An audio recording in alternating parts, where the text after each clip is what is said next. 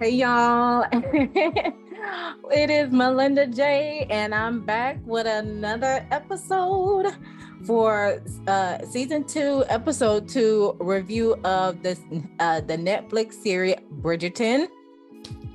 Of course, I got my hat on and my pearls on, as well as the artistic nature of me and Benedict represent for the artists out there.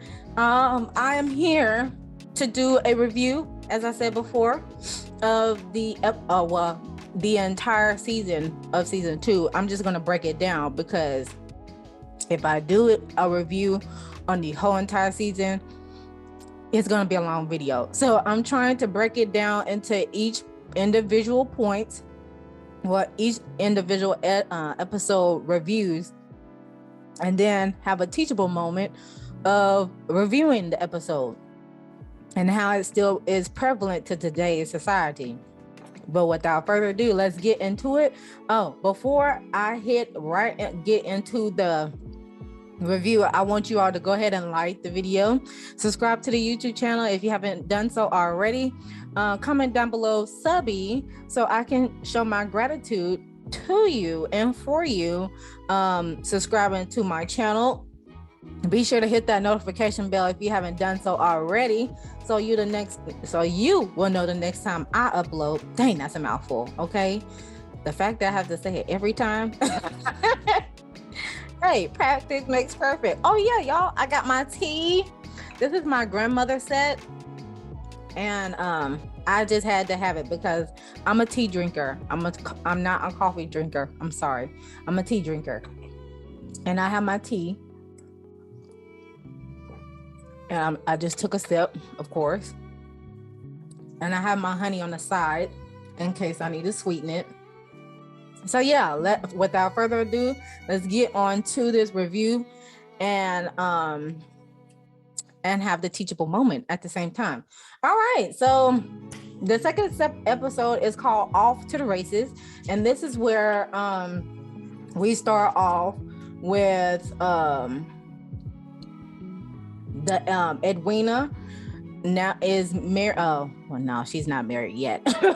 But the second episode starts out with Edwina's preparing to meet all the suitors that are available for betrothal or ask her hand in marriage. And however, the Viscount is like laser focused into getting her sister's approval as well as her mother's approval to propose to Miss Edwina. However, what Miss Kate Sharma had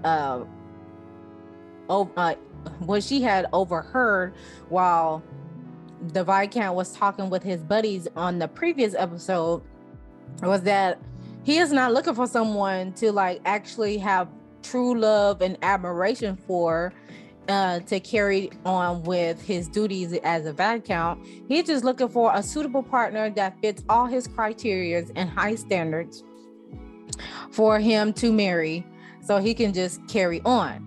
And Kate was like, no, you're not going to marry my darn sister at all, period, because she wants love and she wants a partner that is lovable and she will fulfill the wifely duties, no doubt about that. But Edwina, you can tell from Edwina that she is a person of love, and due to the fact that the Viscount is not that type of person, as we can see early on in this season, and of course from the previous season, is not gonna happen in Kate's eyes. She was like, not on my watch. Not on my watch. Okay, so she was bringing the Iyanla Vanzant out on Mr. Anthony, Mr. Viscount Anthony. So yeah, so after that little scruffle before the suitors had introduced themselves to Edwina, this is when the Viscount had told his family, like, okay, we about to get dressed up, we about to go to the races because that's where Edwina is going to be, and I'm trying to get to her before everybody else does, because I am the Viscount. And this is what I just realized as well. Okay. Whenever the queen announces her diamond, and of course the available suitors make their presence known to her that they are available to ask her hand in marriage. Okay, once a person in rank comes forward and he is available to to ask the hand in marriage, he basically has first dibs. So that is another thing that I had caught on from the first episode, was that even though all those suitors had came forward after the queen had named her diamond, the Viscount, due to his status, he basically has first dibs. And that's what we learned from the first 2 episodes. It definitely stays prevalent in this episode. So when they go to the races. And of course, let's see, at the beginning of this episode, Lord Jack Featherington, that is the 4th cousin of the Featherington, he has made his arrival. And of course, he has made his presence known very well by redecorating the house. But of course, the main theme was for this episode was the races. The races, everybody is out there having a good time. Let's see, another bachelor had came forward. Okay, here we go. The family, as well as everyone else in town, is attending the royal races, and it's just like the Kentucky Derby. If you have been to the Kentucky Derby, I have never been to a Kentucky Derby, but I wouldn't mind attending one. But basically, when you go to a Kentucky Derby, from what we see on the news and stuff like that, or just from the outside looking in, you dress up fancy, all 9 to the T, and of course you'll be wearing these type of hats to the event, hence the hat here. And of course you'll be making bets on the horses that you think will win, and if the horse wins, then you get paid, basically. But it's definitely a network of social, it's definitely an event that you definitely network and social, be social to all the heavy honchos out there. And of course, if you're able to get to know the equestrians that are racing, then of course you will have those privileges to do so. But that is basically what the royal races are about. They're very equivalent to the Kentucky Derby. So I'm pretty sure that's where the Kentucky Derby got their ideas for. So basically it's just a rich networking event, basically. All right. So Lord Thomas Dorset, he makes his presence. He meets the acquaintance of Lady Kate Sharma. So little did she know until the last minute that he is friends with the Viscount Anthony Bridgerton. However, he did show his interest that in Miss Kate Sharma, but she wasn't having it, and that was towards the end of of the race. So it was on the slick. It may seem in her eyes it was a divide and conquer type of thing, like, okay, I need you to keep her sister in company while I get towards the other sister, so I can, we could work arrangements so I can propose to her. That would be good. You can do me a solid 1, 2, yeah. Even though it seemed like that in Kate's eyes, she was not having it. Like, she's like, who are you to think? Yeah, she had that demeanor. And before Eloise had attended the event, she did find Lady Whistledown purchasing she did find some similarities in the gossip column of the Lady Whistledown, like when she purchased. No, she was actually at the races when this happened. So while that conversation was happening with Kate and Lord Dorset, as well as Edwina and her date and Viscount Bridgerton, Eloise was doing her little shopping with her mom at the market that was happening at the races. So I'm pretty sure they was going to vendor booths to make purchases if they felt called to purchase. But Eloise, she did realize that the pamphlet that she was reading, it felt similar to the Lady Whistledown's paper that she used. And also she had pinpointed the letter K that Lady Whistledown uses is the same letter K stamp that she had purchased the pamphlet from, and she found that kind of strange. So that was clue number 2 that Eloise had found when it comes to unveiling Miss Lady Whistledown. And of course, then we switch over to the people seating together, preparing to watch the race happening. And at first it was Edwina, of course it was her mother, Lady Danbury, Edwina, her date, Kate, and Lord Dorset. At first, it was them that was sitting amongst the crowd, and the Bridgertons was on the a couple of bleachers down. However, whenever the Viscount comes forward, Viscount Anthony Bridgerton, of course, the dude was like, "Oh my gosh, Viscount, how are you, sir?" Like, come on now.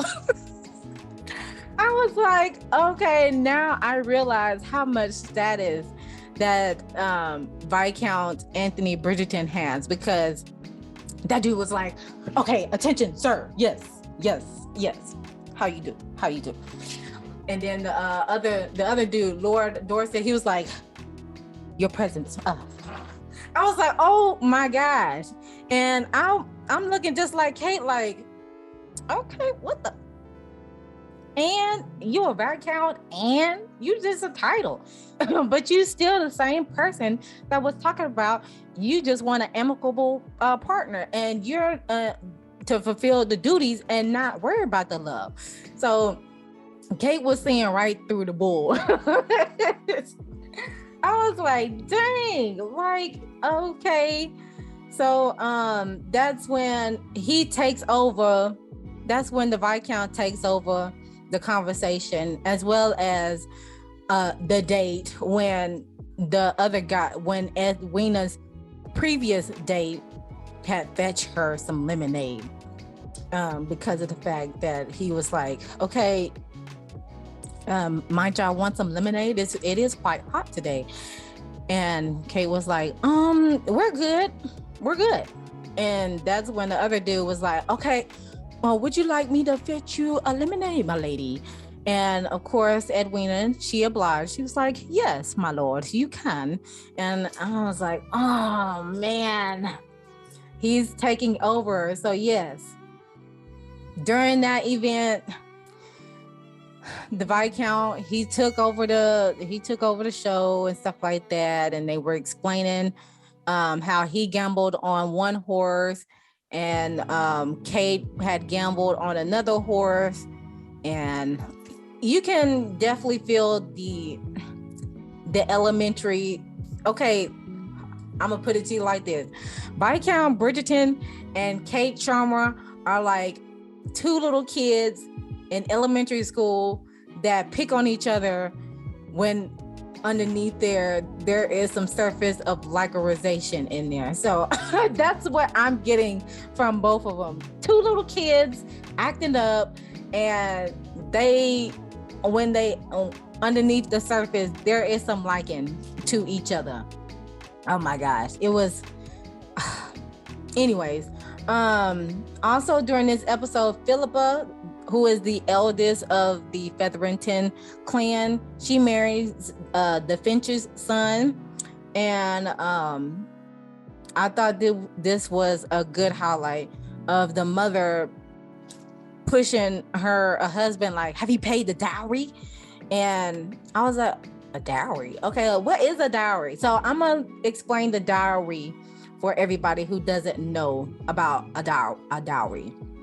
So when I looked it up, it says a dowry is property or money bought by a bride to her husband on marriage. So basically, if you ain't bring the coin to the table, then you're not getting married. Because dowry, when you don't pay a dowry, that is a debt. That's considered a debt. So if you ain't pay that debt off, it's almost like all bets are off. But I'm just going to go by the second definition of the money bought by a bride to her husband on their marriage, because the first definition, like property, is giving me, so the lady is considered a property. Oh, no, we're an individual human being. I mean, of course, the roles, they differ, but we are still a human being. We're not slaves, you know what I'm saying? I thought that was pretty weird, but that just screams the importance of pay your debts before you wed, because wedding is considered a business to that certain aspect of you're merging your not only you merging your families together, but you're merging all the debts and financial aspects into one. So yeah, definitely get that under control. And also during this episode, the queen had mentioned she had 15 children. I was like, 15 children? Oh my gosh. I was like, 15 children? But I can't talk because my great granddaddy, he had 33 children. So I was, my gosh, I'm looking at the queen like, girl, you are still looking good. Oh my goodness. People nowadays, we can't even have close to half of that. But my goodness, 15 children. I need a full episode of the queen and the queen and the king's reign during their prime time, along with their 15 children. I need an episode on that, or basically a whole season. So Netflix, I'm letting y'all know ahead of time. Can y'all do a full season on the queen and the king and their 15 children, and how they came about taking the throne and reigning over Mayfair, I believe. Yeah, Mayfair. Yes, I need a full season of that. I need to know how she was able to birth all those 15 kids, okay, without any technology. I need to know, please. Okay. Comment down below if you want to see a whole season of the queen and the king and their 15 children. Okay, I need a whole full season because I want to know. And then also the Viscount Anthony B offering Edwina a horse as a gift. This was after the horse races, and Edwina is looking at him like, I like the animals that sit on my lap, not necessarily the animals that I ride. That's more like my sister Kate's realm. So I found that pretty sketchy of him fetching a horse to give to Edwina, but you never seen Edwina ride a horse. You only seen her, associate herself with animals that sit on the lap, like Newton, the dog. Horses, they're more like Kate's thing. If you haven't realized that already, Viscount, come on now. And also during this episode, another highlight for me was Mr. Monridge. Okay, Mr. Monridge is the black fighter who was one of the fighters that Lord Featherington had gambled on in the previous season. And due to the fact that there was a wager to, I believe, if he lost, he would gain the Featherington fortune, and so to speak. And it may have been the other way around, but I do know from the previous season that this particular individual, the black fighter, Mr. Mondridge. He was the fighter that did the wager with Lord Featherington, the previous Lord Featherington, before he passed, in order to gain wealth and take his family out of poverty, so to speak. So yes, he is the person that opened up a luxurious club. And of course, Benedict is Bridgerton, the artist of the family. He visits him, and of course, Mr. Monarch, as the notable man he is, he made his connections with one of the most prominent artists at his club, to where he gets an offer to go to the Royals Institute, and that's like an art institute in those days. And later on in the episode, of course, Lady D, she sets up a soiree at her house that eligible suitors can still visit and profess their liking towards Edwina. And the theme for the soiree was present, their talents, but mainly like poetry, because she loved literature. That's what Miss Edwina enjoys. She loves classical literature and poems and books and all sorts of things. So even though the guy that went on a date with Edwina at the races was the best of all of them, that presented their poem to Miss Edwina and expressing his liking, Anthony, he was desperate enough to have Benedict to write a poem for him. That's how you know a man is desperate. When they do everything in their power to try to win a woman's heart, to be able to propose to her. However, he mentions to Benedict, like, isn't poetry a degrading thing for his expression? Is it what do you say? Is it deceiving to some capacity? But at the same time, this is what Benedict said to Anthony before Anthony before Anthony went back in to recite the poem that Benedict wrote. However, he just threw it away and spoke from his heart, which is what you're supposed to do when you're doing a poem.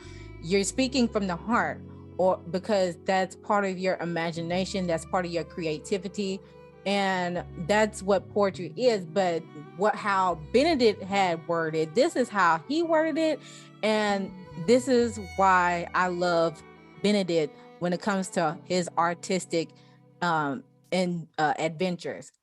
And he said poetry is the art. Well, for one thing, he said poetry is not deceiving, for one thing.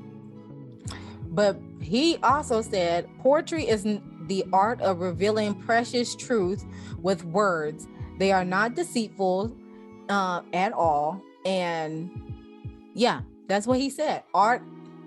Poetry is the art of revealing precious truth with words. They are not deceitful. That is definitely what poetry is.